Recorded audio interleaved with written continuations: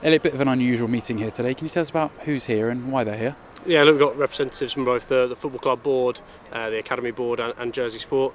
So clearly as someone who sits with two hats on there, it's great to see the work that the club have done behind the scenes on their governance to meet the safe and sustainable accreditation, the health check scheme that Jersey Sport have got out. That enables the club to access a sort of wealth of funding opportunities, namely sort of travel grants, etc., supporting sport funding, and also sort of supporting schools funding streams as well, which allows the club to maybe extend their reach into the community, extend the impact that we do off the pitch as well as on the pitch, and then also assist sort of that off-island travel aspect as well. So really great work from everyone that's sort of got both elements of the club over that line in that accreditation process. Obviously the Jersey Sport team as well.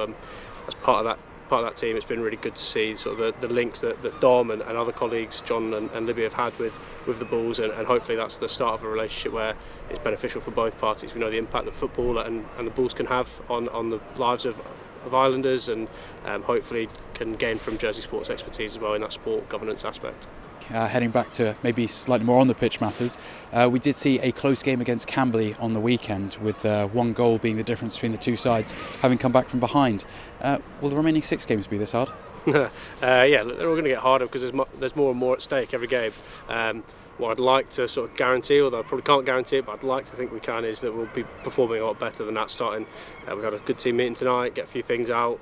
How do we reset a little bit? We've bounced back really well from the Cobham disappointment of the 0-0. I think won 6 out of 6 since then. Obviously, you've had the Abbey game in there as well, where clearly we were sort of trailing the game at the point of the abandonment. But 6 from 6 post then, but I don't think we've hit the heights that we have done in the other 26 sort of games that we've played this season. So it's really important that we get back to that identity, that style of play, and that sort of front foot dominant performance that we're going to need, because like you said, Fleet are a really good side. They're going to be in the playoffs, I think, and then after that, every single game, Tooting, Redhill times 2, Abbey and Sandhurst, they've all got things that are going to be riding on them, so we've got to be better, and I'm sure we will be.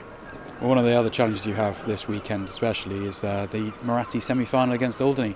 Losing some of the players for that one? Look, I think firstly in terms of a challenge, I think we've got a great working relationship with Jack and Peter at the JFA, and yes, it has been a challenge for both clubs, both sides, in terms of getting players available, and obviously the travel logistics of the JFA, our own sort of ambitions with the league, etc.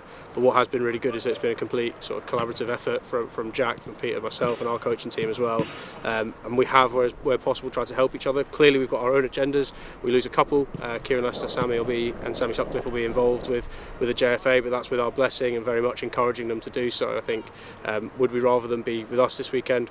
Yeah, absolutely, but at the same point, I'm a proud Jersey fan, obviously have done that job myself as well. It's really important that Jersey are in a Moratti final. They have the strongest possible side to go over there, and I'm sure Jack, Peter and the lads will get it done, and they go with our very, very best wishes as a club. Well, we have Fleet Town on Saturday. They're in the playoffs at the minute. Are these potentially the hardest team outside of Redhill on paper?